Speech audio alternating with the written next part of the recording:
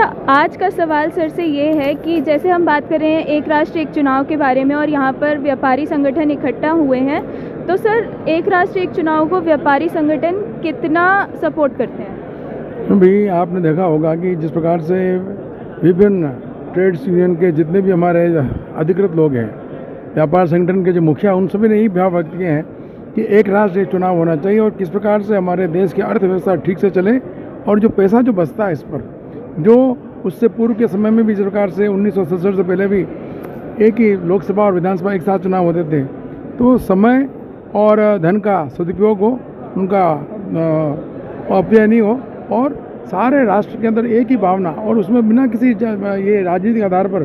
केवल और केवल एक राष्ट्र एक चुनाव होंगे, तो मैं सोचता हूँ बहुत बड़ी धनराशि बचेगी और वो हमारे विकास कार्यों में उसका उपयोग हो सकेगा। और सभी यहाँ पर आए जितने व्यापारी लोग हैं, बड़े उत्साह के साथ इन्होंने इसका समर्थन किया है।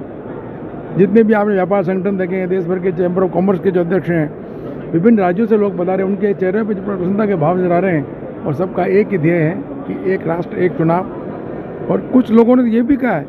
कि हमको प्रत्येक राज्य में, जहाँ जैसे बिहार में चुनाव होने जा रहे हैं, वहाँ पर इस बात का प्रयास करना चाहिए लोगों में जागरूकता रहने के लिए। ये केवल एक राजनीतिक दल का काम नहीं है,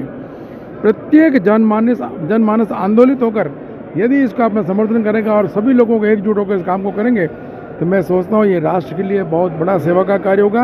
और जितनी राशि इस पर खर्च होती है उससे अनेकों विकास के काम हो सकेंगे। बहुत बहुत धन्यवाद। बहुत बहुत धन्यवाद सर।